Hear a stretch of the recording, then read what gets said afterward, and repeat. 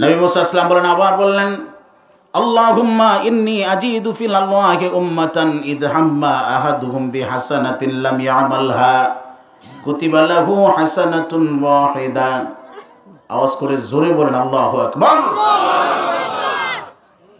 কত গুরুত্বপূর্ণ বিষয় আল্লাহ দিয়েছেন জানেন।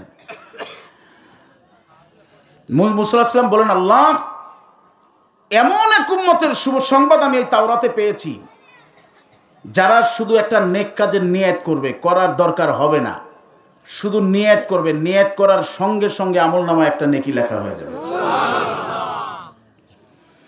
এজন্য বাবাজিরা, আমার উম্মতে মুহাম্মাদীর উপরে এত বড় ইহসান, এত বড় দয়া আল্লাহ পাক রব্বুল আলামিন করেছেন। উম্মতে মুহাম্মাদী শুধুমাত্র নেক কাজের নিয়ত করবে, করতে হবে না, করার সঙ্গে সঙ্গে, নিয়ত করার সঙ্গে সঙ্গে নেকি চলে আসবে। এজন্য নিয়তকে বলা হয়েছে রাসূল ইবাদত, সমস্ত ইবাদতের মূল। জোরে করুন না সুবহানাল্লাহ। সমস্ত ইবাদতের, আরো জোরে বলেন, সমস্ত ইবাদতের। বুখারী শরীফের প্রথম হাদিস, ইন্নামাল আমালু বিন্নিয়াত, কর্মের ফলাফল নিয়তের উপরে নির্ভরশীল। কথা বলেন, কর্মের ফলাফল কিসের উপরে? সবাই বলে না, কর্মের ফলাফল কিসের উপরে? নিয়তের উপর নির্ভরশীল। নিয়তটি উম্মতে মুহাম্মাদীকে আল্লাহর তরফ থেকে এত বড় নিয়ামত। বুখারী শরীফের ব্যাখ্যা গ্রন্থ উমদাতুল কারি, শরহে সহিহুল বুখারী, আল্লামা ইমাম বদরুদ্দিন আইনি রহমাতুল্লাহি আলাইহি বুখারী শরীফের ব্যাখ্যা লিখেছেন। এই ইন্নামাল আমালু বিন্নিয়াতের ব্যাখ্যা করেছেন কয়েকশো পৃষ্ঠা। সুবহানাল্লাহ বলবেন না? কয়েকশো পৃষ্ঠায় ইন্নামাল আমালু বিন্নিয়াতের ব্যাখ্যা করেছেন উনি। সেখানে বলা আছে, উম্মতে মুহাম্মাদীকে আল্লাহ পাক রব্বুল আলামিন নিয়তটা এত বড় নিয়ামত দিয়েছেন যে যেই কাজ শরীয়তে করলে কোনো সওয়াব হওয়ার কথা না, শরীয়ত যেটায় সওয়াব দিবে না, কিন্তু সেই উম্মতে মুহাম্মাদী সেই আমলটি যদি সওয়াবের নিয়তে করে, তাহলে আল্লাহ পাক রব্বুল আলামিন সওয়াব দিয়ে দিবে। আর জোরে আওয়াজ করে বলতে হবে। শরীয়তের কিছু মূল নীতি আছে, ফরজ, ওয়াজিব, সুন্নতে মুআক্কাদা, ফরজে কিফায়া, সুন্নাত, মুস্তাহাব, মুস্তাহসান, মুবাহ। কি কথা বলেন, আছে না নাই? মাকরুহ, হারাম, মাকরুহ, আছে না নাই? একটু জোরে করেন না ভাই, আছে না নাই? ফরজ পালন করতে হবে, করলে সব, না করলে পাপ। ওয়াজিব পালন করতে হবে, করলে সব, না করলে পাপ। ফরজে কিফায়া পালন করতে হবে, কতিপয় লোক যদি পালন করে দেয় সমষ্টিগত সবার আদায় হয়ে যাবে, যেমন জানাজার নামাজ। সুন্নতে মুআক্কাদা পালন করতে হবে, করলে সব, না করলে পাপ। সুন্নাত পালন করতে হবে, করলে সব, না করলে গুনাহ নাই, ইনকারকারী কাফের। নবী পাক সাল্লাল্লাহু আলাইহি ওয়াসাল্লামের আদনা একটা সুন্নতকে ইনকার করা যাবে? কি জোরে আওয়াজ করে বলেন। রাসূল সাল্লাল্লাহু আলাইহি ওয়াসাল্লামের আদনা একটা সুন্নতকেও কি ইনকার করা যাবে? যদি কেউ করে তাহলে তার ঈমান থাকবে না, কাফের হয়ে যাবে। সুন্নাত করলে সব, না করলে পাপ নাই, কিন্তু ইনকারকারী কি? কাফের। ইনকারকারী কি? কাফের। এরপরে মুস্তাহাব, করলে সব, না করলে কোনো গুনাহ নাই। মুবাহ, করলে কোনো সওয়াবও নাই, সাইরা দিলে কোনো গুনাহও নাই। করলে কোনো, কথা বলে না, আরো জোরে বলেন, করলে কোনো, সাইরা দিলে তার নাম কি? জানতে হবে তো, বুঝতে হবে। যদি এটা মুখস্থ না করেন তা বুঝবেন কি? করলে কোনো সওয়াবও নাই, সাইরা দিলে গুনাহও নাই, তার নাম কি? আর সবাই জোরে আওয়াজ করে বলেন না, তার নাম কি? মুবাহ। উনি কতগুলো উদাহরণ দিয়েছেন এই মুবাহ। যেমন কাল আকলে ওয়া শুরবে, খাওয়া এবং পান করা। আমরা খাবার খাই, পানি পান করি আমাদের জৈবিক চাহিদা নিবারণের জন্য। খাইলে শরীর ভালো হয়, সতেজ হয়। পানি পান করলে দেহ তাজা হয়। কি ভাই কথা বলেন, ঠিক না ভাই? ঠিক। তাহলে খাওয়া এবং পান করা এটা মুবাহ। আমরা বাঙালি 3 বেলা ভাত খাই। কি কয় বেলা? আরো জোরে বল না, কয় বেলা? আচ্ছা, কেউ যদি 2 বেলা খায় তার কোনো পাপ আছে?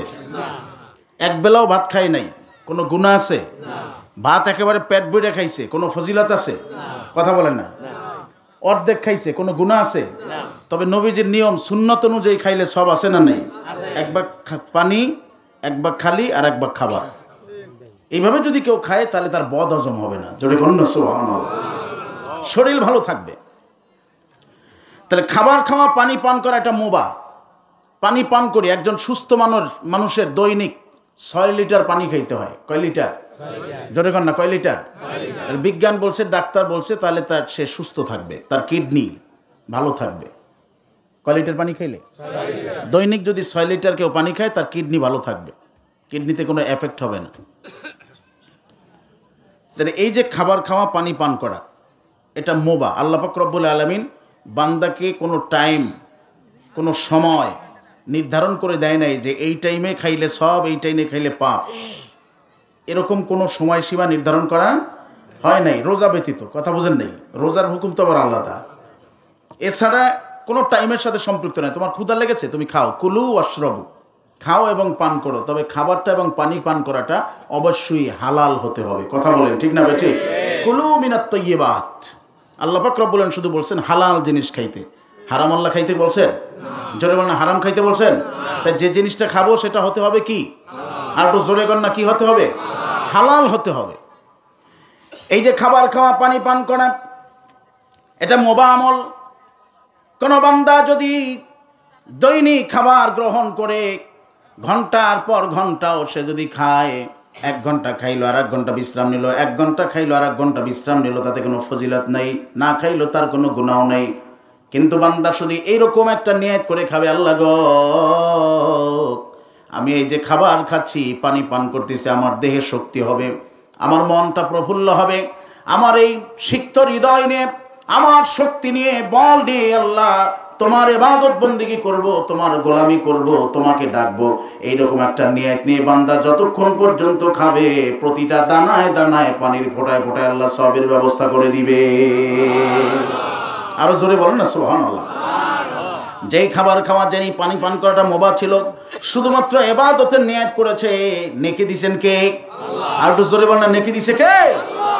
এরকম ভাবে যেই বেচারা ব্যবসা করে, যিনি কৃষি কাজ করে, যিনি নদীতে মাছ ধরে, শুধুমাত্র তার নিয়তটাকে পরিবর্তন করবে, আল্লাহ গো, জাল নিয়ে নদীতে নেমে গেলাম, তুমি এখান থেকে যেই রিজিকটা আমাকে দিবা, আমার পরিবার খাবে, আমি খাবো, দেহের শক্তি আসবে, তোমার ইবাদত করব। যতক্ষণ জাল নিয়ে নদীতে থাকবে, ততক্ষণ নেকি হতে থাকবে। আর জোরে করেন না সুবহানাল্লাহ।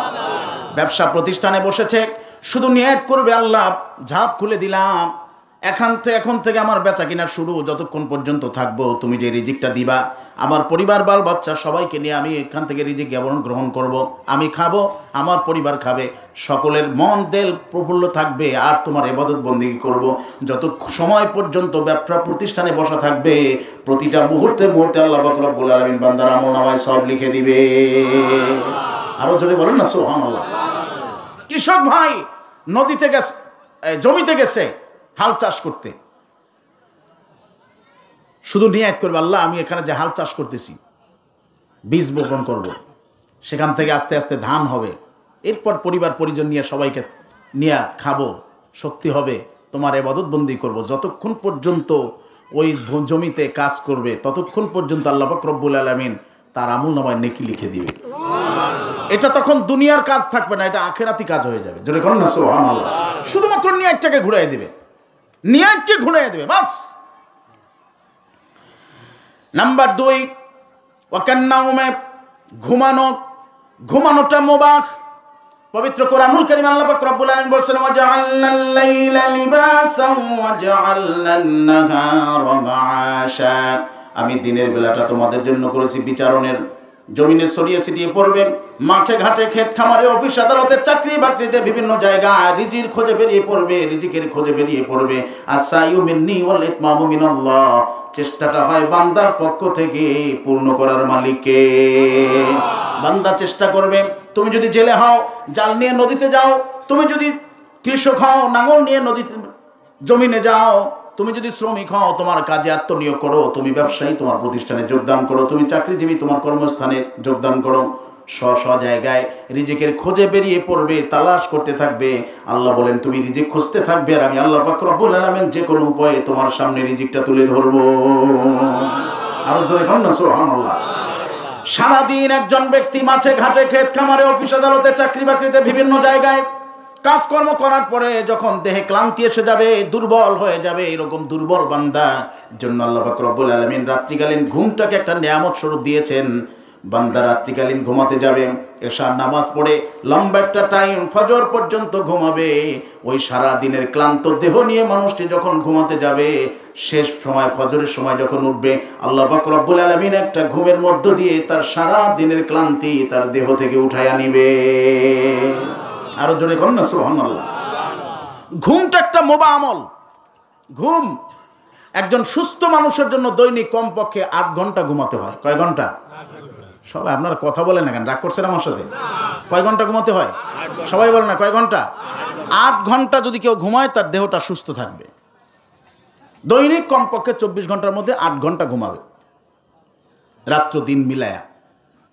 ঘুমটা একটা মোবা, কিন্তু সেই 8-এর তুলনায় কেউ যদি 12 ঘন্টা ঘুমায় তার কোনো পাপ আছে? কি কথা বলেন না? 8 ঘন্টা ঘুমালো না, 3 ঘন্টা ঘুমাইছে, সুযোগই পাইছে 3 ঘন্টা, তার কোনো সব আছে? গুনাহ আছে? নাই। কিন্তু এই ঘুমটাও ইবাদত হবে। কিরকম? বদরুদ্দিন আইনি রহমতুল্লাহ আলাইহি বলছেন, ঘুমাতে যাবে, ঘুমাতে যাইয়া শুধুমাত্র নিয়াত করবে, আল্লাহ আমি এশার নামাজটা আগে আগে পড়ে নিলাম, শেষ রাত্রে আমি জাগ্রত হব, শেষ রাত্রে উঠে তাহাজ্জুদের নামাজ পড়ব, কোরআন তেলাওয়াত করব, জিকির করব, ফিকির করব, মোরাকাবা করব। এরকম একটা নিয়ত নিয়ে বান্দা ঘুমাবে। সারা দিন কাজকর্ম পড়ার পরে ওই দুর্বল দেহ নিয়ে উঠতে পারে নাই, না হয়েছে তার তাহাজ্জুদের নামাজ, না কোরআন তেলাওয়াত, না জিকির, কোনোটাই হয় নাই। এমত অবস্থায় মুয়াজ্জিন ফজরের আজান দিয়ে দিছে, কিন্তু তারপরেও আল্লাহ পাক রব্বুল আলামিন তার সারা রাত্র কোরআন তেলাওয়াত, জিকির, আজকার, নফল নামাজের সব তার আমল নামায় তুলে দিবে। জোরে বলুন না সুবহানাল্লাহ। শুধুমাত্র নিয়ত করে ঘুমাবে। ঘুমের একটা তরিকা আছে না নাই? একটু জোরে আওয়াজ করে বলতে হবে, আছে না নাই? কিন্তু সেই তরিকা তো এখন বাদ। আগে প্রতি ঘরে মা বোনরা ঘুমানোর সময় বাচ্চাদের পড়াইতো, বলো আল্লাহুম্মা বিইসমিকা আমুতু আহিয়া, আর এখন ঘুমের আগে দিয়ে দেয় একটা মোবাইল। কি কথা বলেন, ঠিক না ঠিক? মায়ের হাতে একটা, বাবার হাতে একটা। ছেলে দুষ্টামি করে, তুই মোবাইল দেখতে দেখতে ঘুমা, ধর এটা নিয়ে। ছেলে মোবাইল দেখতে দেখতে ঘুমায়, আর বাবায় মা তারা ওজিফা আদায় করতেছে। কথা বোঝেন নি? কে কথা কয় না? মোনাজাত ধরছে নাকি? মোনাজাত ধরতে ধরতে সবাই ঘুম। আচ্ছা বলেন তো দেখি, রাত্রিকালীন এই ঘুমটা নিয়ামত কার? একটু জোরে বলতে হবে, কার? আল্লাহর। ঘুমাইলে দেহ আল্লাহ সুস্থ রাখবেন, আর ঘুমটাকেও আল্লাহ ইবাদত বানায় দেবেন যদি সুন্দর একটা নিয়ত করা যায়। ঘুমের মধ্যে অনেকে ঘুমাইতে যায়, ঘুমের মধ্যে মোবাইলে গান শুনতে শুনতে ঘুমায়। কি কথা বলেন? একটু জোরে বলতে হবে। কি শুনতে শুনতে ঘুমায়? গান শুনতে শুনতে ঘুমায়। গান বাজে, উনি ঘুমাচ্ছে। যেখানে গান বাজে, ঢোল বাজে, তবলা বাজে, হারমোনিয়াম বাজে, সেখানে আল্লাহর রহমতের ফেরেশতা কখনোই আসতে পারে না, আসে না। আর যেখানে আল্লাহর রহমতের ফেরেশতা আসে না, বলেন তো দেখি, ঘুমের মধ্যে মৃত্যু হয় নাই এরকম কোনো ইতিহাস আছে? কি কথা কেন? ঘুমের মধ্যে কেউ মারা যায় না এরকম কোনো ইতিহাস পাওয়া যায় না? ঘুমের মধ্যেও মানুষ মারা যায়। কি জোরে কর না, যায় কি যায় না? রাস্তায় হাঁটতেছে, যায় কি যায় না? নদীতে নামছে, যায় কি যায় না? ভাত খাইতে বসে, যায় কি যায় না? তার মানে আজরাইল কার কখন আসবে এটা কি কেউ বলতে পারে? তাই আপনার আমার ঘুমের মধ্যে মরণ হইতে পারে। তাই যদি মোবাইল শুনতে শুনতে, গান শুনতে শুনতে ঘুমাই, রহমতের ফেরেশতা যদি আমার কাছে না আসে, সেই সময় যদি আজরাইল আসে আমার কাছে, তাহলে আমি কি ঈমান নিয়ে কবরে যেতে পারবো? বেঈমান হয়ে কবরে যেতে হবে আপনাকে মামাকে। কথা বলেন, ঠিক না? ঠিক। গান বাদ্য শোনা শরীয়তে সম্পূর্ণ নিষিদ্ধ। যুবক ভাইরা শুনে রাখেন, ইন্না সিমাতাল গিনা ফিসকুন ওয়াল জুলুসু ফি মাজলিসিহা নিফাকুন ওয়া তালাজ্জুযু বিহা কুফরুন। গান বাদ্য শ্রবণ করা ফাসিকি, মজলিসে বসা নেফাকি, গান বাদ্য শুনে হাতে তালি দেওয়া ঈমান চলে যাওয়ার কারণ কাফিরি। কথা বলেন, ঠিক না ঠিক? গান বাদ্য যারা শুনে, যেখানে গান বাদ্যের মজলিসে বসে, সেখানে কখনোই রহমতের আশা করা যায়? আরো জোরে বলেন, যায় না। অথচ গান শুনতে শুনতে ঘুমাচ্ছে। আল্লাহর হাবিব তালিম দিলেন, শোনো, তোমার ঘুমের আদবটা কি, কিভাবে তুমি ঘুমাবে, ঘুমাতে যাবে কিভাবে। বুখারীর বর্ণনা আসছে, নবীজি আমার বলেন, ঘুমাতে যখন যাবে সুন্দর করে ওযু করবে, ওযু করে বিছানায় যাবে, বিছানায় যায় আর ডান কাতে শুয়ে পড়বে, ডান হাতের তালুটা ডান গালের উপরে ভাবে দিবে, দিয়ে একটা দোয়া পড়বে, আল্লাহুম্মা আসলামতু বিওয়াজহি ইলাইক ওয়া ফাওয়াততু আমরি ইলাইক ওয়া আলজাহতু জহরি ইলাইক রাগবাতান ওয়া রাহবাতান ইলাইক লা মালজা ওয়া লা মানজা মিনকা ইল্লা ইলাইক আমানতু বিকিতাবিকাল্লাযী আনজালতা ওয়া বিনাবিয়িকাল্লাযী আরসালতা। নবীজি আমার বলেন, ওই ঘুমের মধ্যে যদি আজরাইল তার জান কবজ করে নিয়ে যায়, ওই লোকটা দুনিয়া থেকে ঈমানের সাথে চলে যাবে। আমরা কি ঈমানের সাথে যাইতে চাই কি চাই না? কে কে চাই? কে কে চাই? হাত তুলে দেখান। নারায়ে তাকবীর, নারায়ে তাকবীর। কিসের সাথে যাইতে চাই বলেন? ঈমানের সাথে যে যাবে তার কবরটা হবে জান্নাতের বাগান। কথা বলেন ঠিক না ঠিক? তার কবরটা হবে জান্নাতের বাগান। ঈমানের সাথে যারা এই দুনিয়া থেকে বিদায় নিয়ে কবরে যাবে তার কবর আযাব হবে না, কবরটা প্রশস্ত করে দেওয়া হবে। সুবহানাল্লাহ বলেন। আরো জোরে আওয়াজ করে বলেন না সুবহানাল্লাহ। কবরের চিন্তা কারণাই আমাদের। কবরটা এমন একটা ভয়ানক জায়গা, নবীজি আমার বলছেন, আল কবরু রাউযাতুম মিন রিয়াজিল জান্নাতি আও হুফরাতুন মিন হুফারিন নিরান। কবরটা কারোর জন্য হবে জান্নাতের বাগান, কারোর জন্য হবে জাহান্নামের একটা গর্ত। সাইয়েদনা হযরত ওসমান রাদিয়াল্লাহু তাআলার জীবনের ভিতরে পাওয়া যায়, হাদিস শরীফের শেখ হযরত ওসমান যখন রাস্তা দিয়ে হেঁটে যেতেন, পথিমধ্যে যদি কবর বাজতো পাশে দাঁড়ায় যাইতেন, চোখের পানি ছেড়ে ছেড়ে কাঁদতে থাকতেন। তো সাহাবীরা জিজ্ঞেস করতেন, ও নবীর সাহাবী ওসমান, আমরা তোমাকে নবীজির দরবারে বসা দেখতাম, নবীজির জান্নাতের কথা বলতেন, জাহান্নামের কথা আলোচনা করতেন, তোমাকে কখন আমরা এত বেশি কাঁদতে দেখতাম না, যেমনটা কবরের পাশে এসে কাঁদো, কারণটা কি? হযরত ওসমান রাদিয়াল্লাহু তাআলা জবাব দেয়, ভাই রে, নবীজি আমার বলছে কবর হবে কারোর জন্য জান্নাতের বাগান, কারোর জন্য জাহান্নামের গর্ত। আল্লাহর হাবিব বলেছেন, আল কবরু রাউযাতুম মিন রিয়াজিল জান্নাহ আও হুফরাতুম মিন হুফারিন নিরান। নবীজি আমার বলেন, আল কবরু আউয়ালু মানজিলিন মিন মানাজিলিল আখিরাহ। আখিরাতের যতগুলো ঘাঁটি আছে তার মধ্যে সর্বপ্রথম ঘাঁটি হলো কবর। এই কবরে যে বেঁচে যাবে, পরবর্তী ঘাঁটিগুলো তার জন্য সহজ থেকে সহজ হয়ে যাবে। আর সেই কবরের চিন্তা আমাদের নাই। কি নিয়ে কবরে যাব, কি নিয়ে কবরে যাব, সেই চিন্তা কারো আমাদের নাই। কথা বলেন ঠিক না ভাই ঠিক?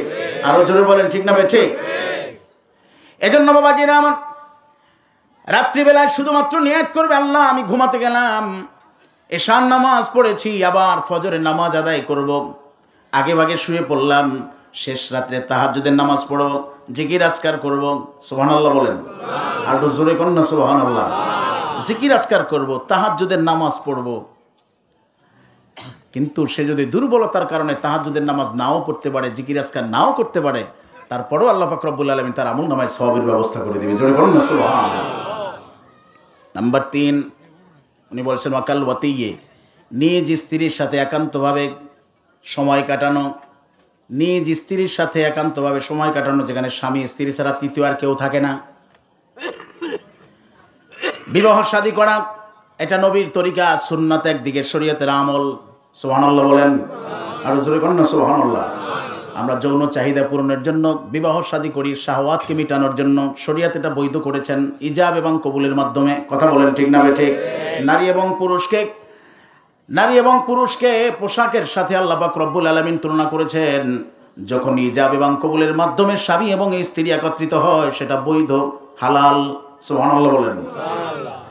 এ বাবাজিরা, এই যে বৈধ যে সময়টা স্বামী এবং স্ত্রী কাটাবে, এটা বলা হয়েছে মোবা। কোনো স্বামী যদি দৈনিক তার স্ত্রীর সাথে মিলিত হয়, তাতে কোনো ফজিলত নাই। সপ্তাহে 1 দিন মিলিত হলো, কোনো গুনাহ নাই। মাসে 5 বার, কোনো ফজিলত নাই। 5 বছরে 2 বার, তাতেও কোনো গুনাহ নাই। সুবহানাল্লাহ বলবেন না? কোনো সওয়াবও নাই। কিন্তু স্বামী যদি শুধু নিয়ত করে এইটা, যে আমি আমার স্ত্রীকে দৈনিক সময় দিব, দৈনিক কাছে রাখবো, দৈনিক আমি তার পাশে থাকবো, এর দ্বারা আমি আমার চোখের জেনা, মুখের জেনা, হাতের জেনা, এক কথায় আমি আমার শাহওয়াত থেকে নিজেকে বাঁচায় রাখবো, পর নারীর দিকে আমি তাকাবো না, আমি জেনা করব না, আমি ব্যভিচার করব না, এই জন্য আমি আমার বিবিকে বেশি বেশি সময় দিচ্ছি, তাকে আমি কাছে রাখতেছি। এইরকম একটা নিয়ত নিয়ে স্বামী স্ত্রী যতক্ষণ পর্যন্ত সময় কাটাবে, প্রতিটা মুহূর্তে মুহূর্তে আল্লাহ পাক রব্বুল আলামিন তার আমলনামায় সওয়াবের ব্যবস্থা করে দিবে। আরো জোরে আওয়াজ করে বলুন না সুবহানাল্লাহ। এইবার আওয়াজ করে বলেন, নিয়তের দাম আছে না নাই? হাত উঁচু করে জোরে আওয়াজ করে বলতে হবে, আছে না নাই? নিয়তের দাম আছে না নাই? ভালো করে বুঝেন বন্ধুরা আমার। বলেছি শরীয়তের যেই আমলটায় সব হওয়ার কথা না, ভালো নিয়ত থাকলে সব দিবে কে? আল্লাহ। আর একটু জোরে আওয়াজ করে বলতে হবে, দিবে কে? আল্লাহ। আমি একটা মাসালার কথা বলবো না? রাগ করবেন? বেজার হইবেন? কোনো দিকে নেবেন না, মাইন্ডে নেবেন না।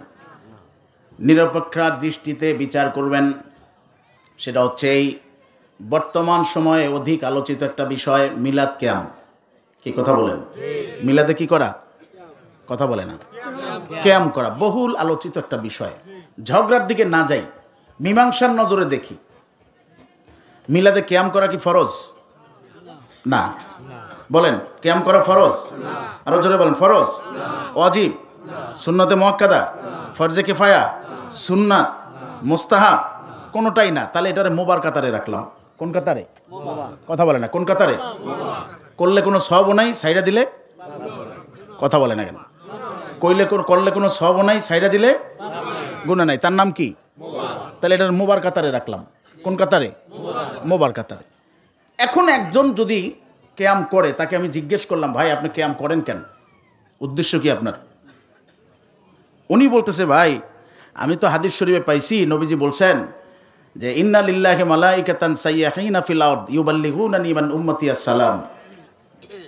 এই দুনিয়ার বুকে কিছু ফেরেশতা আছে যারা তামাম দুনিয়া সফর করে ঘুরে বেড়ায়।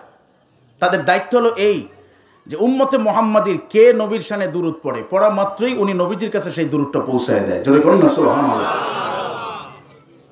তা আমি যে মিলাদ পড়তেছি কিংবা কিয়াম করতেছি, দুরূদ পড়তেছি, কোন হালে পড়তেছি, এইটা যাতে নবীজির কাছে পৌঁছে, সেই জন্য আমি এই নিয়েতে পড়তেছি। এক নাম্বার দুই, উনি বলতেছে, ভাই আর একটা হাদিস পাইছি আমি নবীজির, যে নবীজি বলছেন প্রতি সোমবার এবং শুক্রবারে উম্মতের আমলনামা আমাকে দেখানো হয়। সুবহানাল্লাহ বলবেন না? কিবার কিবার? জোরে বল না, কিবার কিবার? সোমবার আর শুক্রবার আমি উম্মতের আমলনামা দেখতে পাই। যদি দেখি আমার উম্মত নেক করছে, ভালো কাজ করছে, হামিদুল্লাহ, আমি আল্লাহর প্রশংসা করি। আর যখন দেখি আমার উম্মত গুনাহ করছে, ইস্তাগফারুল্লাহ, তখন আমি আমার উম্মতের গুনার জন্য আল্লাহর দরবারে ক্ষমা চাই। জোরে বলুন না সুবহানাল্লাহ। নাম্বার তিন, নবীজি হইলেন হায়াতুন নবী, জিন্দা নবী। কি নবী? কে কে জিন্দা নবী বিশ্বাস করেন? হাত তুলে দেখান। আপনার আমার নবী কি নবী? আরো জোরে বলেন না, কি নবী? জিন্দা নবী, হায়াতুন নবী। এই বিশ্বাস আমাদের আছে, সাহাবায়ে কেরামের ছিল। এখন আপনার আমার আছে কিনা সেটা আপনার আমার আকীদার ব্যাপার, কিন্তু সাহাবায়ে কেরামের ছিল। আম্মা জান আয়েশার ছিল, ওমরের ছিল, আলীর ছিল। চিৎকার দিয়ে বলেন না সুবহানাল্লাহ। হযরত আবু বকর রাদিয়াল্লাহু তাআলার ছিল, যে নবীজি জিন্দা। সুবহানাল্লাহ বলবেন না? আবু বকরের আকীদা কি ছিল? নবীজির কাছ থেকে তিনি সব পরামর্শ নিতেন, নবীজির ওফাতের পরেও। সুবহানাল্লাহ বলবেন না? আর একটু জোরে কর না। যখন কোনো বিষয়তে ঠেকে যেতেন, নবীজির রওজার পাশে যেয়ে মোরাকাবা করতেন, নবীজির তরফ থেকে জবাব পেয়ে যেতেন। তার আকীদা নবীজি জবাব দিয়ে দিবেন। একবার হযরত আবু বকর সিদ্দিক রাদিয়াল্লাহু তাআলা ঘুরতে ঘুরতে নবীজির রওজার পাশে গেছে। নবীজির ওফাতের কিছুদিন পর নিজেকে ধরে রাখতে পারেন না, বিষণ্ণ বেদনায় নিজেকে কন্ট্রোল করে রাখতে পারতেছেন না। রওজার পাশে যাইয়া গড়াগড়ি খাচ্ছেন, রওজার উপরে গড়াগড়ি করতেছেন। এক পর্যায়ে ঘুমিয়ে পড়ছেন। ঘুমের মধ্যে তিনি কি জানি বলতেছেন মুখ দিয়ে। তো পাশ দিয়ে ওমর যাচ্ছেন। ওমর রাদিয়াল্লাহু চিন্তা করলেন, আবু বকর এখানে ঘুমায় কেন? ঘুমাইয়া পড়ছে, যাই উঠে নিয়ে বাড়িতে ঘুম পড়াই। তো যাই আর লাড়া দিচ্ছেন, আবু বকর ভাই, আবু বকর। আবু বকর রাদিয়াল্লাহু ঘুম ভেঙে গেল। তাকায়া খুব গরম করে, ওমর তুমি আমার সর্বনাশ করে দিলে। সুবহানাল্লাহ বলবেন না? কেন, আমি কি করেছি? তুমি আমাকে এমন মুহূর্তে জাগালে, যেই মুহূর্তে আমি স্বপ্নে দেখতেছিলাম যে নবীজি আরশে আজিমে সেজদায় পড়ে আছেন, আমি তার পাশে বসা। নবীজি আল্লাহর দরবারে উম্মতের জন্য ক্ষমা চাচ্ছেন, আল্লাহ আমার উম্মতে যারা জেনা করেছে ক্ষমা করে দাও, যারা মদ পান করছে ক্ষমা করে দাও, যারা শরীয়ত মতো চলে নাই ক্ষমা করে দাও। আর আল্লাহ পাক রব্বুল আলামিন প্রত্যেকের নাম ধরে ধরে, হ্যাঁ নবীজি অমুককে দিলাম দিলাম দিলাম, ক্ষমা করে দিলাম। এরকম করতে করতে কতক সংখ্যক উম্মতকে আল্লাহ ক্ষমা করছে, এটা আমি জানতে পারার আগেই তুমি আমার জানাইয়া দিছো। সঙ্গে সঙ্গে রওজা শরীফ থেকে স্পষ্ট আওয়াজ ভেসে আসলো। আবু বকরও শুনলেন, হযরত ওমরও শুনলেন। নবীজি বলতেছেন, আবু বকর ভয় নাই, আল্লাহ জানায় দিয়েছে আমার সব উম্মতকে আল্লাহ ক্ষমা করে দিয়েছে। আর জোরে বল আল্লাহু আকবার। তাদের আকীদা এই। নবীজির ওফাতের পরে হযরত আলী রাদিয়াল্লাহু তাআলা আনহু তার ঘরের দরজা ঠিক করতেছিলেন, হাতুড়ি দিয়ে বড় বড় আঘাত করতেছিলেন। আম্মা জান আয়েশা সিদ্দিকা রাদিয়াল্লাহু তাআলা হুজরা থেকে ডাক দিয়েছেন, কে ওখানে? আলী বলতেছেন, আমি। তুমি কি করো? আমি দরজা ঠিক করি। হযরত আয়েশা সিদ্দিকা রাদিয়াল্লাহু তাআলা বলেন, খবরদার দ্বিতীয়বার আর দরজায় বাড়ি দিবে না, কারণ তুমি জানো না এখানে নবীজি ঘুমাচ্ছে, তার ডিস্টার্ব হচ্ছে। একটু জোরে করেন না সুবহানাল্লাহ। আপনারাই বলেন মরা মানুষের ডিস্টার্ব হয় কি? কথা বলে না কেন? কোন মানুষের ডিস্টার্ব হয়? জোরে করেন না, কোন মানুষের? জিন্দা মানুষের ডিস্টার্ব হয়, মরা মানুষের তো ডিস্টার্ব হয় না। তাদের আকীদা ছিল এই। সর্বোপরি রাসূল পাক সাল্লাল্লাহু আলাইহি ওয়াসাল্লামের ওয়াফাতের পরে হযরত ওমর রাদিয়াল্লাহু তাআলা যখন খলিফা হলেন আবু বকরের পরে, সেই সময় হযরত আলী রাদিয়াল্লাহু তাআলা একটা স্বপ্ন দেখলেন। স্বপ্নটা দেখছে কে? সবাই বলে না ভাই, কে? আরো জোরে কর না, কে? আলী রাদিয়াল্লাহু তাআলা একটা স্বপ্ন দেখলেন। কি স্বপ্ন দেখলেন? হযরত আলী রাদিয়াল্লাহু তাআলা বলেন যে আমি স্বপ্নে দেখলাম আমি নবীজির পিছনে ফজরের নামাজ আদায় করতেছি, সাহাবায়ে কেরাম আদায় করতেছেন। নামাজ শেষ হলে নবীজি আমাদের দিকে ঘুরে বসলেন। ইতিমধ্যেই একজন বেদুইন গ্রাম্য একটা ঝুলির ভিতরে কি যেন নিয়ে এসে ডাক দিয়ে বলেন, ইয়া রাসূলুল্লাহ, এই ঝুলির ভিতরে কিছু খেজুর আছে, এটা আপনার জন্য হাদিয়া, আপনি খাবেন, আপনার সাথীদেরকে দিবেন। তা আলী রাদিয়াল্লাহু তাআলা আনহু বলেন, রাসূল পাক সাল্লাল্লাহু আলাইহি ওয়াসাল্লাম ঝুলিটা নিলেন, নিজের হাতে খেজুর বন্টন করতেছে। বন্টন করতে করতে করতে করতে আমি হাত বাড়ায় দিলে আমার হাতে একটা খেজুর দিছে। সুবহানাল্লাহ, বাড়ি যেই বলবেন কয়টা? হযরত আলী বলেন, নবীজি আমাকে একটা খেজুর দিলেন। খেজুরটা আমি মুখে দিলাম। আমি আলী মুখে দেওয়ার সঙ্গে সঙ্গে আমার কাছে মনে হলো আমি জীবনে যত খেজুর খেয়েছি এত সুস্বাদু খেজুর আমি আলী জিন্দেগিতে কখনোই খাই নাই।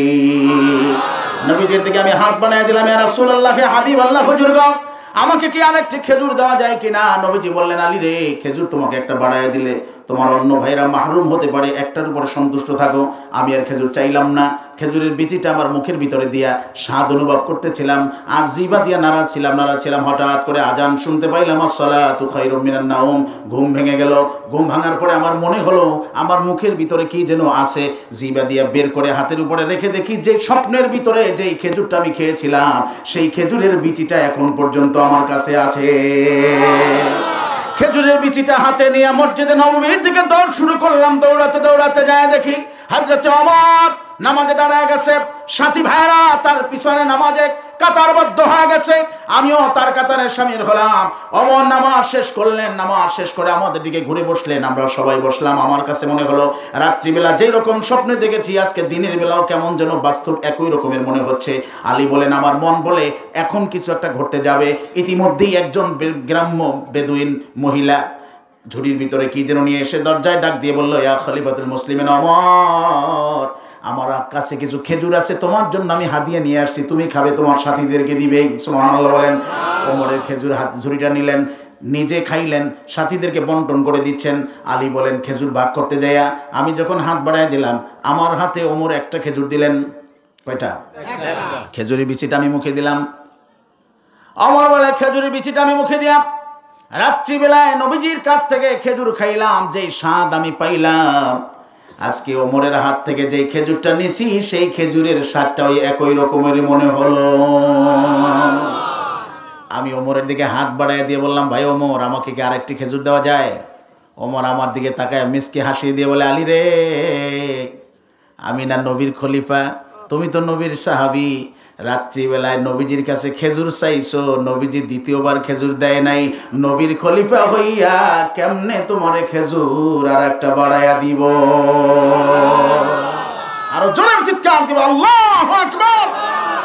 আরে নবীজি যদি জিন্দাই না হবে তো খেজুরের বিচি আসলো কোত্থেকে? কথা বলেন, ঠিক না ঠিক? আরো জোরে বলেন, ঠিক না ঠিক? এরকম অহরহ প্রমাণ আছে না নাই? কি জোরে বলেন, আছে না নাই? আজকে অনেকে বলে নবীজি মুর্দা। আফসোস। এ ভাইরা, জিন্দা নবী রওজা থানে শুয়ে আছেন। নবীজি আমার বলেন, শোনো, জীবিত থাকাকালীন অবস্থায় আল্লাহর হাবিব বলে গেছেন, তোমাদের মধ্যে যেই বৈশিষ্ট্য আছে তার থেকে আমার বৈশিষ্ট্যটা আলাদা। আইয়ুকুম মিসলি, কে আমার মতো? তোমরা কেউ আমার মতো না। সুবহানাল্লাহ বলেন। আরো জোরে বলেন না সুবহানাল্লাহ। শোনো উম্মতেরা, তোমরা কোনো কিছু দেখতে হইলে পিছন দিকে দেখতে হইলে পিছনের দিকে ঘাড় ঘুরাইতে হয়, ডানে দেখতে হলে ডানে ঘাড় ঘুরাইতে হয়, বামে ঘাড় ঘুরাইতে হয়, সামনে দেখতে হলেও কিছুকে দিয়ে দিতে হয়। কিন্তু আমার আল্লাহ আমাকে এমনভাবে সৃষ্টি করেছেন কোনো কিছু ডানে বামে সামনে পিছে দেখার জন্য আমার ঘাড় ঘুরাইতে হয় না, চতুর্দিকটাই আমি সমানভাবে দেখতে পাই।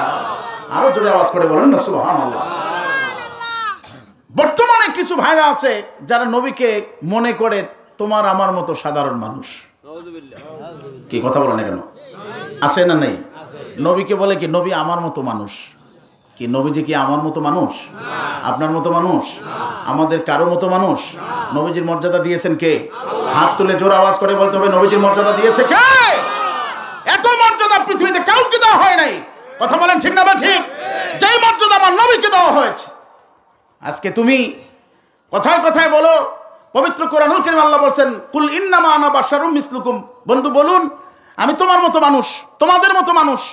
তার নবীকে আল্লাহ বলছেন বন্ধু আপনি বলে দেন আমি তোমাদের মতো মানুষ। সেই ক্ষেত্রে তোমরা এখন সব জায়গায় ছড়াই দিয়েছো নবী আমার মতো মানুষ। আয়াতটা কোন কারণে নাজিল হলো? প্রতিটা আয়াত নাজিল হওয়ার পিছনে শানে নজুল আছে না নাই? কি আওয়াজ করে বলেন, জোরে বলেন, আছে না নাই? এই আয়াতের শানে নজুল কি বলো? আল্লাহর হাবিব সাল্লাল্লাহু আলাইহি ওয়াসাল্লামের কাছে যখন শরীয়তের পয়গামগুলো আসতেছিল একের পর এক, নামাজ, রোজা, হজ, যাকাত, জিহাদ একটার পর একটা যখন আসতেছিল, নবীজি যখন বলতেছিলেন মক্কার কাফেরদের কাছে, তখন তারা বলতেছে যে এটা মুহাম্মাদের পক্ষে সম্ভব, আমাদের পক্ষে সম্ভব না। নামাজ পড়া, রোজা রাখা এ মুহাম্মাদের পক্ষে সম্ভব, আমাদের পক্ষে সম্ভব না। তখন নবীজিকে আল্লাহ বলতে বলেন বন্ধু বলেন আমি তোমাদের মতো মানুষ। তোমরা যেমন বিবাহ করো আমিও করি, তোমরা হাট বাজারে যাও আমিও যাই, তোমরা খাওয়া দাওয়া করো আমিও করি, তোমাদের শরীরে রক্ত আছে আমার শরীরে রক্ত আছে, তোমরা ব্যথা পাও আমিও পাই, তোমরা ঘুমাও আমিও ঘুমাই, তোমরা খাওয়া দাওয়া করো আমিও করি, তোমাদের ছেলে সন্তান আছে আমারও আছে, তা আমি যদি পারি তোমরা পারবে না কেন? কি কথা বলেন না কেন? আমি পারলে তোমরা পারবে না কেন? মানবীয় গুণাবলীর দিক থেকে তোমরাও যা আমিও তাই, সবই আছে। আমি তো মানুষ, আমি তো মানুষ, আমি ফেরেশতা না যে আমি একা পারবো, এটা তোমরাও পারবে। এই জন্য আল্লাহ পাক রব্বুল আলামিন তাদেরকে বোঝানোর জন্য বলেন বন্ধু যে আমি তোমাদের মতো মানুষ। তার মানে এই নয় যে তোমার আমার মতো সাধারণ মানুষ। কথা বলেন ঠিক না ভাই? ঠিক। নবীজি কি আপনার আমার মতো সাধারণ মানুষ? হাত উঁচু করে জোরে আওয়াজ করে বলতে হবে সাধারণ মানুষ। এটা মনে করলে ঈমান থাকবে। বাবাজিরা আমার ভালো করে বুঝবেন, যারা বলে নবী তোমার আমার মতো সাধারণ মানুষ, তাদেরকে আমি বলবো যে এই দুনিয়াতে মানুষ সবচেয়ে বেশি ঘৃণা করে 20টা পায়খানাকে। কি কথা বলে না কেন? পায়খানাকে বেশি ঘৃণা করে না? হাতে লাগলে ধোয়, স্যাবলন দিয়ে পর্যন্ত ধোয়। কি কথা বলেন? যেখানে পায়খানা করে পাশ দিয়ে হাইটে গেলে যদি রাস্তায় হাঁটে পায়খানা করে কেউ, তাহলে গালমন্দ দেয়। তুমি যদি মনে করো যে নবী তোমার মতো মানুষ, তাহলে আসো না দেখি একটু নবীর এই প্রস্রাব পায়খানার সাথে একটু মিলাইয়া দেখি যে তোমার মিল আছে কতখানি। জ্যোৎস্নার রাত আম্মা জান আয়েশা সিদ্দিকা রাদিয়াল্লাহু তাআলা বাহানা করলেন, হুজুর অনেক দিন তো হলো ঘুরতে বের হয় না, আজকে জ্যোৎস্নার রাত্র মন চায় আপনার সাথে একটু ঘুরতে বের হবো। সুবহানাল্লাহ বলেন। তো নবীজি আবদার পূর্ণের জন্য হযরত আয়েশা সিদ্দিকা রাদিয়াল্লাহু তাআলার হাত ধরে ধরে হাঁটতেছিলেন জ্যোৎস্নার রজনীতে, শুধুমাত্র স্বামী স্ত্রী দুইজন। অনেকক্ষণ পর্যন্ত ঘোরাঘুরি পর নবীজির হাজতের প্রয়োজন হলো। নবীজি আম্মা জান আয়েশা সিদ্দিকাকে বললেন, এই মনে করেন পাহাড়, আয়েশা তুমি এখানে দাঁড়াও, পাহাড়ের এক পাশে তুমি এখানে দাঁড়াও, আমি একটু হাজত ছেড়ে আসি। নবীজি এই কানা দিয়ে ঘুরে এখানে আসছেন একটা আড়ালে, আয়েশা হাজত ছাড়ছেন, হাজত ছাইরা ওই পাশ দিয়ে আবার যাচ্ছেন। আম্মা জান আয়েশা সিদ্দিকা রাদিয়াল্লাহু তাআলা চিন্তা করলেন যে জীবনে কোনো দিন নবীজির ইস্তেঞ্জা কেমন, পায়খানা কেমন দেখি নাই, আজকে দেখার যেহেতু সুযোগ হয়েছে একটু দেখে আসি। তো নবীজি তো নিশ্চয়ই ওই পাশ দিয়ে আসবে, আমি এই পাশ দিয়ে যাই। আম্মা জান আয়েশা সিদ্দিকা রাদিয়াল্লাহু তাআলা এই পাশ দিয়ে হাঁটতে হাঁটতে হাঁটতে হাঁটতে গর্তের কাছে আসছে। নবীজি এই পাশে আয়েশা দেখে আয়েশা নাই, চিন্তা করলেন কোথায় গেলেন। আবার এই পাশ ধরে ধরে আয়েশা, এখানে আয়েশা দেখে উকি ঝুঁকি মারতেছে, জোরে কোন না সুবহানাল্লাহ। পিঠের উপর হাত রাখলেন, চমকে উঠলেন। নবীজি বলেন কি দেখো আয়েশা? বলে ইয়া রাসূলুল্লাহ বেয়াদবি মাফ করবেন, দেখতেছিলাম আপনার প্রস্রাব পায়খানার রং কি, কালার কি, ঘেরানটা কি, এটা দেখবো বলে এরকম করছি। নবীজি বলেন দেখতে পাবা না, নবীদের প্রস্রাব পায়খানা জমিনে পড়ার আগেই জমিন বরকাতান গিলে নেয়। সুবহানাল্লাহ। আসতে কেন, জোরে কোন না সুবহানাল্লাহ। নবীদের প্রস্রাব পায়খানা জমিন বরকাতান গিলে ফেলে। ও মোল্লা তোমারটা খাইছে কয়দিন? তুমি নবীজিকে তোমার মতো মানুষ মনে করো? তোমার প্রস্রাব পায়খানা জমিন কয়দিন খাইছে? হ্যাঁ, তুমি যেখানে প্রস্রাব করো পায়খানা করো, এক সপ্তাহে দুর্গন্ধে মানুষ ওখান থেকে হাঁটতে পারে না। কথা বলেন ঠিক না ভাই? ঠিক। তুমি তোমার নবীজিকে তোমার মতো মানুষ মনে করো? নবীজির একজন দাসী ছিলেন উম্মে আইমান, সবসময় নবীজির কাছাকাছি থাকতেন, রাত্রিবেলা সব নবীজির কাছে আগাই দিতেন, বিছানা ঠিক করে দিতেন, প্রয়োজনীয় সব কিছু হাজত যার কিছু দরকার সব গুছাইয়া দিতেন। একদিন রাত্রিবেলা নবীজি ভোর হলো, উম্মে আইমানকে ডাকলেন, উম্মে আইমান কোথায় আছো? আমার খাটের নিচে তাকায় দেখো, পেলায় কি যেন আছে, পরিষ্কার করে আনো। উম্মে আইমান ঘরে ঢুকলেন, সব তালাশ করে খাটের নিচে দেখে যে পেলা শূন্য, কিছু নেই। তো নবীজিকে বললেন, হুজুর কিছু তো নাই। নবীজি বলেন, না থাকার তো কথা, আমি হাজত ছাড়ছি। উম্মে আইমান বলে, নবীজি তাই? তাহলে শুনেন নবী, রাত্রিবেলা আমার প্রচণ্ড পানির পিপাসা লাগছিল। আমার ঘরে তালাশ করে কোথাও পানি পাই নাই আমি, কিন্তু পানির পিপাসায় আমার জান যায় যায় অবস্থা। রাত্রিবেলা বাহিরে নামবো, আমার ভয় পাচ্ছিল, বিষাক্ত সাপ অথবা বিচ্ছুর কোনো ক্ষতির কারণ আমি হতে পারি, যে কারণে আমি নামি নাই। হুজুর আপনার অগোচরে খুব সাবধানতার সাথে আপনার জন্য ডিস্টার্ব না হয় আমি আপনার ঘরে ঢুকেছি। ঘরে ঢুকে টোটালটা আমি তন্ন তন্ন করে খুঁজে দেখি আপনার ঘরেও কোনো পানি নাই। শেষ পর্যন্ত খাটের নিচে তাকায় দেখি এক পেলা পানি, তার থেকে সুঘ্রাণ আসতেছে। আর একটু জোরে করুন না সুবহানাল্লাহ। ইয়া রাসূলুল্লাহ, আর দেরি করি নাই, পেলাটাকে হাতে ধরে এক পাশে চুমুক দিয়ে পুরো পেলাটা আমি পান করে নিয়েছি। নবীজি মিসকি মিসকি হাসে আর বলে, ও আম্মা উম্মে আইমান, তোমার না পেটে ব্যথা ছিল? বলে, হ্যাঁ ইয়া রাসূলুল্লাহ, আগে ব্যথা ছিল, কিন্তু যেই না ওই পানিটা আমি পান করেছি তখন থেকে আমার আর পেটে ব্যথা নাই। নবীজি বললেন, শোনো, যতদিন বেঁচে থাকবে কোনোদিন তোমার আর পেটে ব্যথা হবে না। নবীজি হাসে আর বলে, ওটা আমার পেশাব ছিল। নবীজি তাকে দ্বিতীয়বার নিষেধ করেন নাই, রাগও করেন নাই। এক্ষেত্রে উলামায়ে কেরাম বলছেন, ইন্না বাউলা রাসূলুল্লাহ সাল্লাল্লাহু আলাইহি ওয়াসাল্লাম তাহের, আল্লাহর হাবিব সাল্লাল্লাহু আলাইহি ওয়াসাল্লামের প্রসাব পায়খানা ছিল উম্মতের জন্য জমজমের মতো পবিত্র। চিৎকার দিয়ে বলেন না সুবহানাল্লাহ। আর একটু জোরে বলেন না সুবহানাল্লাহ। তোমার পেশাব খাইলে, নবীজির পেশাব খাইয়া হাসপাতাল থেকে বাড়ি, আর তোমারটা খাইলে বাড়ি থেকে হাসপাতাল। কি কথা কন না কেন? আরো জোরে বলেন, ঠিক না ভাই? ঠিক। তোমারটা খাইলে বাড়ি থেকে যাইবে কই? হাসপাতাল। আর নবীজিরটা হাসপাতাল থেকে বাড়ি। তার মানে পেটে ব্যথা আগে ছিল, খাওয়ার পরে না নাই। তুমি কেমনে নবীকে তোমার মতো মানুষ মনে করো? কেমনে মনে করো? এই জন্য ভালো করে বুঝবেন, নবীজি মানুষ, বেশক মানুষ, নিঃসন্দেহে মানুষ, কিন্তু তোমার আমার মতো সাধারণ মানুষ। এটা যে কেউ মনে করবে তার ঈমান থাকবে না। কারণ পবিত্র কোরআনুল কারীম আল্লাহ পাক রব্বুল আলামিন বলছেন, বন্ধু আপনি বলে দেন ওয়ালাইন আতাতুম বাশারাম মিসলাকুম ইন্নাকুম ইদাল্লাহ খাসিরুন। তোমরা যদি মনে করো তোমরা তোমাদেরই মতো একজন মানুষের আনুগত্য করতেছো, নবী তাহলে বলেন তাদের ঈমান আমল সব হারাইবে, তারা বেঈমান হয়ে যাবে।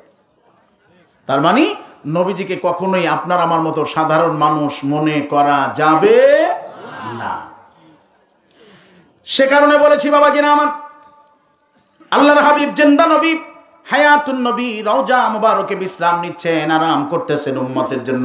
এখনো সেখানে বসে বসে আল্লাহর দরবারে গুনাহ মাফের ইস্তেগফার করতেছে। আরো জোরে আওয়াজ করে বলেন না সুবহানাল্লাহ।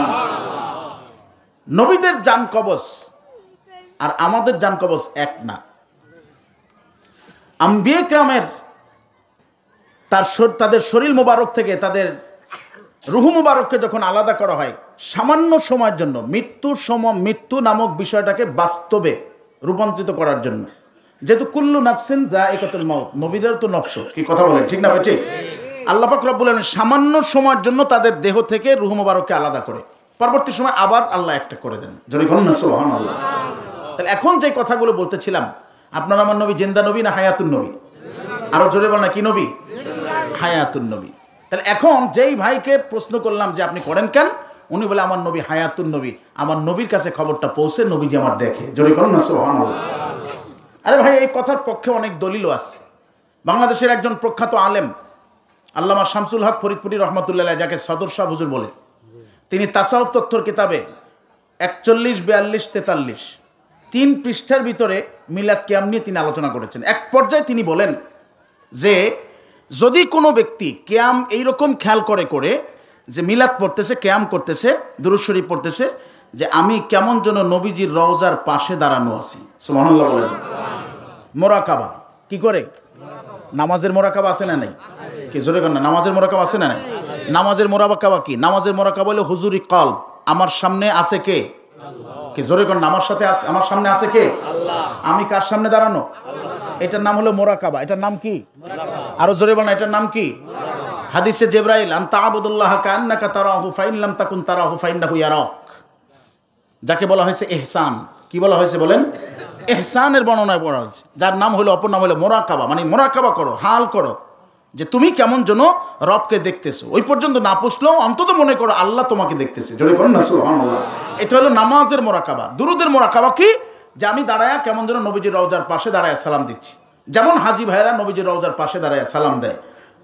শামসুল হক ফরিদপুর রহমতুল্লাহ বলছে এইভাবে মোরাকাবা করে খেয়াল করে যদি নবীকে সালাম দেয় দাঁড়ায়া, তাতে কোনো সমস্যা নাই। জোরে কোন না সুবহানাল্লাহ।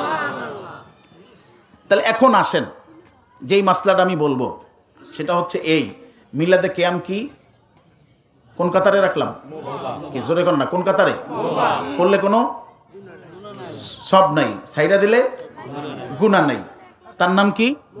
মোবা। এখন আপনারা মশলা দেন, মশলাটা আপনাদের হাতে। খাইলাম, পান করলাম, কোনো সবও নাই, কোনো গুনাও নাই, কিন্তু নেক নিয়েতে করলাম, সব হইল। ঘুমানোটা মোবা, ঘুমানোটা কি? মোবা। ঘুমাইলে সবও নাই, সাইডা দিলে না ঘুমাইলে কোনো পাপও নাই, কিন্তু নেক নিয়াইতে যদি ঘুমাই কি হয়?